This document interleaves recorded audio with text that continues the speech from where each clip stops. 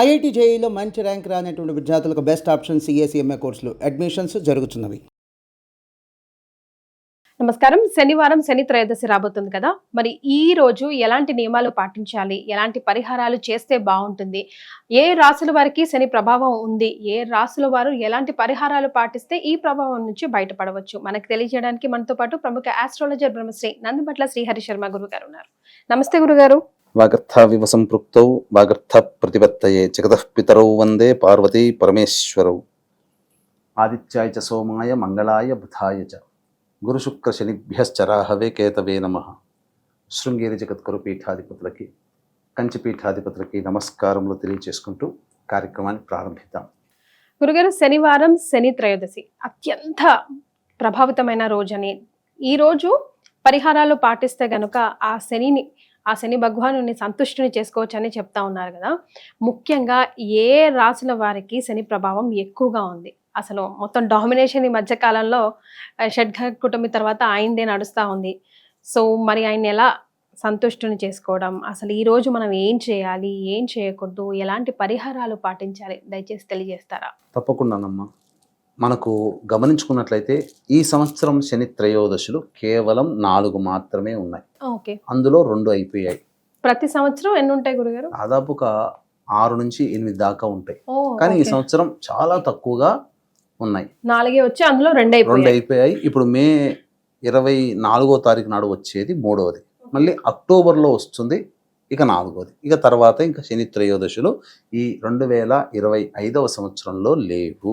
అయితే ఈ రోజుని సద్వినియోగం చేసుకోవాలి. పైగా విశిష్టత ఏంటంటే వైశాఖ మాసము విష్ణువుకి సంబంధించినటువంటి మాసము. అందున విష్ణువుకి తోడల్లుడుగా శని భగవానుడు కాబట్టి చాలా ప్రసన్నత పొందుతాడు. శివప్రియుడే. కానీ ఇక్కడ ప్రధానంగా శని యొక్క అనుగ్రహం పొందడం కోసం అమావాస్య ముందు వచ్చే త్రయోదశి తిథి చాలా గొప్పది.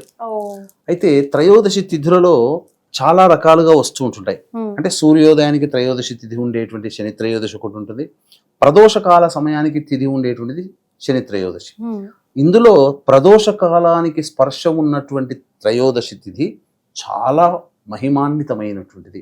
కాబట్టి ఇప్పుడు 24వ తారీఖు రోజున మే మాసంలో వచ్చేటువంటిది ఏదైతే త్రయోదశి తిథి ఉందో అత్యంత మహిమాన్వితమైనటువంటిది.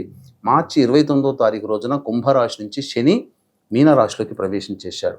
కాబట్టి ఇప్పుడు కుంభము, మీనము, మేషరాశి వారికి ఏలిన నాడి శని ప్రభావం, ఇక మిథున రాశి వారికి కంటక శని ప్రభావం, సింహరాశి వారికి అష్టమ శని ప్రభావం, ధనుస్సు రాశి వారికి అర్ధాష్టమ శని దోష ప్రభావం, అలాగే కన్యా రాశి వారికి దాంపత్య దోష ప్రభావం, మరియు కర్కాటకము, వృశ్చిక రాశి వారికి యోగ శని ప్రభావం.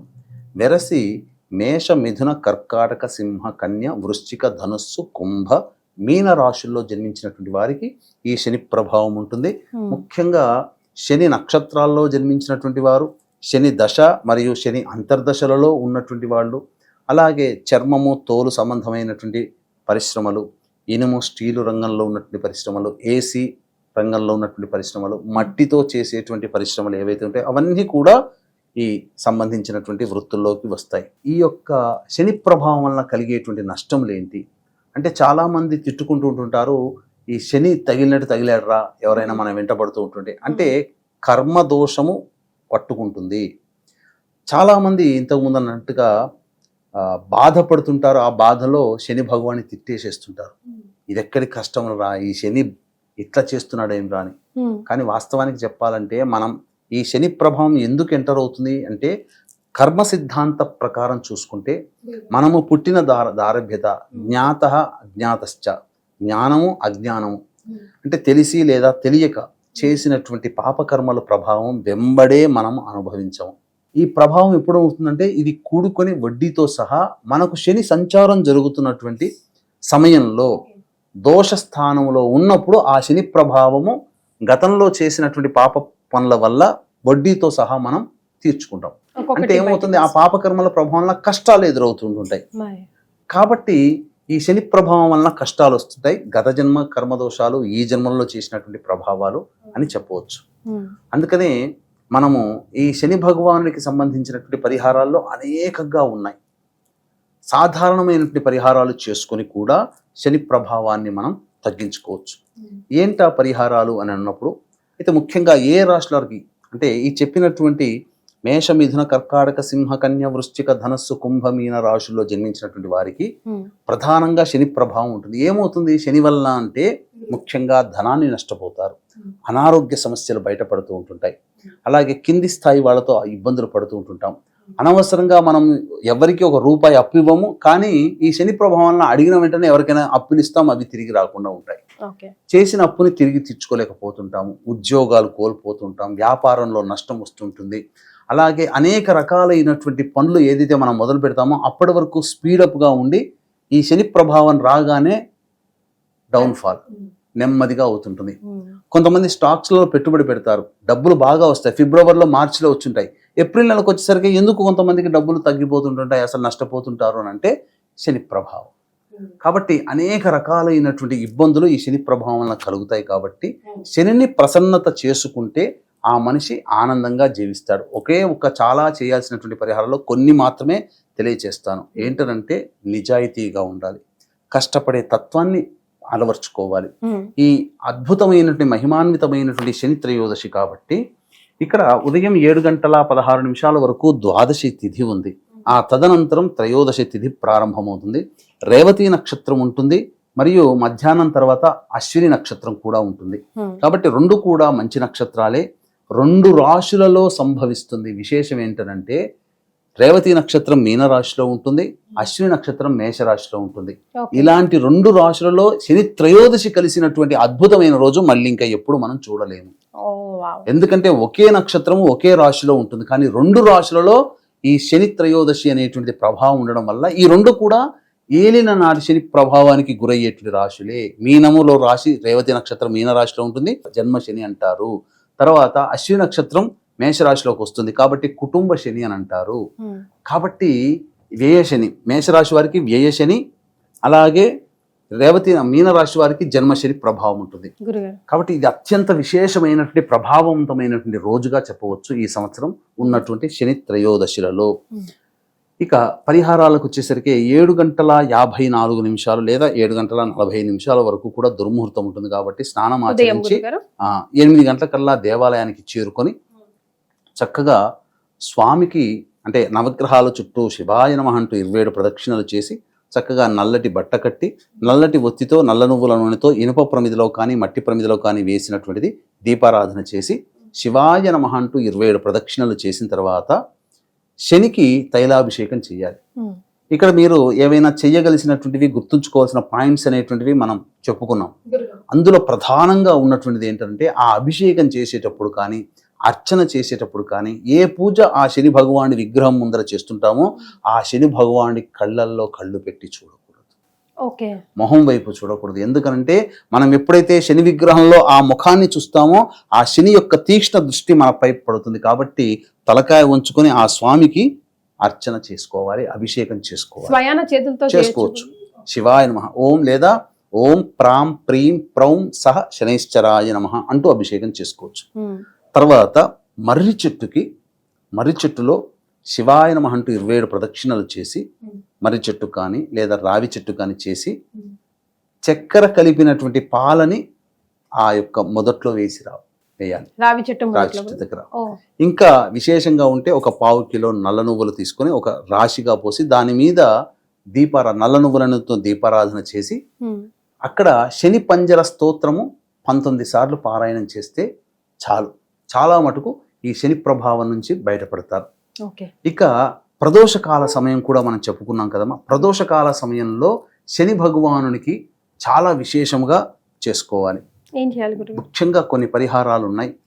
అయితే కొంతమంది దేవాలయాల్లో కాలభైరవుడు కూడా ఉంటాడు. కాబట్టి ఈ రోజున అనగా 24వ తారీఖు శనివారము త్రయోదశి తిథి ఉన్నటువంటి రోజున ఎవరైతే కాలభైరవునికి కానీ ఈశ్వరుని కానీ త్రయోదశి తిథి ఉన్నటువంటి సమయంలో కనుక మళ్ళీ అర్చన అభిషేకాదులు ఎవరైతే చేస్తారో వాళ్ళకి సంపూర్ణంగా శని ప్రభావం నుంచి బయటపడతారు. కాబట్టి ఇక్కడ ఛాయామూర్తి దానములు కూడా కొన్ని చేయాలి శని త్రయోదశి రోజున. అయితే వీక్షించేటువంటి ప్రేక్షకులు ఈ వివరాలు తెలుసుకునే ముందు ఇట్టి మహిమాన్వితమైనటువంటి అనగా 2 రాశులలో శని త్రయోదశి ఉంటుంది ఈ యొక్క సంవత్సరం మే 24వ తారీఖు రోజున. కాబట్టి మీన, మేష, మిథున, కర్కాటక, సింహ, కన్య, వృశ్చిక, ధనుస్సు, కుంభరాశుల్లో జన్మించినటువంటి వారికి శనిదోష పరిహారార్థమై శనీశ్వర హోమము, అఘోర పాశుపత మంత్ర హోమం, కాలభైరవ హోమంతో పాటు వివాహం కాని అబ్బాయిలకి అమ్మాయిలకి సంబంధించి హోమాది కార్యక్రమాలు జరిపించి, ముఖ్యంగా అనారోగ్య సమస్యలకి మృత్యుంజయ హోమం కూడా జరిపించి, శక్తిపాతము చేయబడినటువంటి ఈ శంకరుంగలీమాలని మీకు పూజ చేసి ఇవ్వడం జరుగుతుంది. ఇది పూజలో నమోదు చేసుకున్న వాళ్ళకి అందిస్తున్నాం తప్ప కేవలం మాల కోసము జరగట్లేదు. ఇదొక్కటి నియమాన్ని గమనించుకోండి. అవకాశం ఉన్న వాళ్ళు కార్యక్రమ తదనంతరం కాంటాక్ట్ చేసి శక్తిపాతము చేయబడినటువంటి శంకరుంగలీమాలని ఎలా పొందాలో వివరాలు తెలుసుకోవచ్చు. ఇక దానముల విషయాలకు వచ్చేసరికి మధ్యాహ్నము 1:40 నుంచి 2:40 మధ్య కాలంలో శనిహోర ఉంటుంది. ఆ శనిహోరలో చక్కగా బ్రాహ్మణుడికి నల్లటి వస్త్రము, నల్ల నువ్వులు, ఇనుప బాణి, అలాగే ఇనుప వస్తువుల్ని దానం చేయవచ్చు. లేదు పారిశుద్ధ్య కార్మికులకి కిచెన్ సామాన్లు కానీ, కనీసం టీ తాగడానికి ఏవైనా పైసలు డొనేట్ చేయడం కానీ, అనాథలకి, వికలాంగులకి, మానసిక శారీరక వికలాంగులకి తినే పదార్థాలు దానం చేస్తే చాలు. ఇక అవకాశం ఉంటే ఆ రోజు ఉపవాసం ఉండండి, లేకపోయినా పర్వాలేదు. కానీ ప్రదోషకాల సమయానికల్లా కూడా ఆ దేవాలయానికి, శివాలయానికి చేరుకోవాలి. ఈ ప్రదోషకాల సమయంలో ఛాయా దానం అనేటువంటిది చెయ్యాలమ్మా. అంటే ఏంటి గురుగారు? అంటే ఒక ఇనుప బాణీలో ఆవ నూనె తీసుకొని పడమర వైపుగా ఫేస్ పెట్టి ఆ ఆవ నూనెలో మన ఫేస్ చూడాలి. పూర్తిగా మన ఫేస్ చూసిన తర్వాత మనకున్నటువంటి ఆ శని దోషమంతా కూడా తొలగిపోవాలని ఆ ఆవ నూనెలో మన బింబాన్ని చూసుకుంటూ ముమ్మార్లు ఆ సంకల్పం చేసుకొని దేవాలయంలో కానీ, రావి చెట్టు దగ్గర కానీ, మర్రి చెట్టు దగ్గర కానీ ప్రదోషకాల సమయంలో నల్లవొత్తితో దీపారాధన పడమర దిక్కున వైపున చేసి వచ్చినటువంటి మానవుడి యొక్క సంకల్పం అతి త్వరలో నెరవేరుతుంది. అపమృత్యు భయదోషాలు ఏవన్నా ఉన్నా అవి తొలగిపోతాయి. ఇది ఛాయామూర్తి దానం అంటారు. దాన్ని బ్రాహ్మడికైనా దానం చేయొచ్చు. ఎవరు ఆ ఇనుప బాణిలో ఉన్నటువంటి ఆవ నూనెను ఎవరూ తీసుకోలేని వాళ్ళైతే దేవాలయంలో ఎక్కడైనా కానీ పడమర దిక్కుగా, లేదా రావి చెట్టు దగ్గరైనా, మర్రి చెట్టు దగ్గరనైనా పడమర దిక్కుగా ఉండి దీపారాధన చేసి రావచ్చు. ఇక తదనంతరం ప్రదోషకాల సమయంలో కాలభైరుడికి ఆవ నూనెతో అభిషేకం, లేదా ఈశ్వరుడికి ఆవ నూనెతో అభిషేకం అన్న జరిపించి నీలిరంగు పుష్పాలతో కానీ, నీలిరంగు చామంతి లేదా శంఖు పుష్పాలతో కానీ అర్చన చేసినట్లయితే అటువంటి వ్యక్తికి అటువంటి ఇంకా ఏ రకమైనటువంటి శని దోషములు కూడా ఉండవు. ముఖ్యంగా ఆవ నూనె దొరకని వాళ్ళకి మంచి నీటిలో కొన్ని నల్ల నువ్వులు వేసి ఆ నల్ల నువ్వులతో కలిపినటువంటి నీటితో కూడా ఈశ్వరుడికి లేదా కాలభైరుడికి అభిషేకం చేయవచ్చు. ఇది అంటే శక్తి ఉంటుంది. లేని వాళ్ళు కూడా అతి సులభమైనటువంటి పరిహారము ఇది చేసుకునేటువంటిదమ్మా. కాబట్టి చక్కగా ఇటువంటి నియమాన్ని ఆచరించినటువంటి వాళ్ళకి తప్పకుండా ఆ యొక్క శనిదోష ప్రభావం అనేటువంటిది తొలగిపోయి ఆనందంగా జీవిస్తారు. అలాగే ఇప్పుడే మొన్ననే శని మారాడు కాబట్టి ఈ మేష, మిథున, కర్కాటక, సింహ, కన్య, వృశ్చిక, ధనుస్సు, కుంభ, మీన రాశుల్లో జన్మించినటువంటి వారికి ఈ శనిదోష పరిహారార్థమై ఈ హోమాది కార్యక్రమాలన్నీ కూడా జరిపించి ఈ యొక్క శంకరుంగలి మాలని వాళ్ళకి శక్తిపాతం చేసినటువంటిది ఇవ్వడం జరుగుతుంది. సాయంకాలం పూట ప్రారంభమవుతుంది. అలాగే సోమవారం అమావాస్య రోజున కూడా ఇటువంటి కార్యక్రమాలు విశేషంగా జరపబడతాయి. ఆ సోమవతి అమావాస్య రోజున కూడా నమోదు చేసుకున్నటువంటి వాళ్ళకి ఈ శంకరుంగలి మాలను కూడా ఇవ్వడం జరుగుతుంది. ఎప్పుడవుతుంది అది? 26వ తారీఖు రోజున సోమవతి అమావాస్య ఉంది. ఈ యొక్క శని త్రయోదశి రోజునైనా నమోదు చేసుకోవచ్చు, సోమవతి అమావాస్య రోజునైనా కూడా నమోదు చేసుకోవచ్చు. శని త్రయోదశికి అయితే సాయంకాలం 5 గంటల లోపల నమోదు చేసుకోవచ్చు అమ్మా. రైట్. సో శనివారం శని త్రయోదశి చాలా అరుదుగా వస్తుంది ఈ రోజు అని తెలియజేశారు. దాంతో పాటుగా ఎలాంటి పరిహారాలు ఏ రాశి వారు ముఖ్యంగా ఈ రోజున చేస్తే బాగుంటుందో తెలియజేశారు గురుగారు. ధన్యవాదాలు. సర్వం శ్రీ ఉమామహేశ్వర పరబ్రహ్మార్పణమస్తు.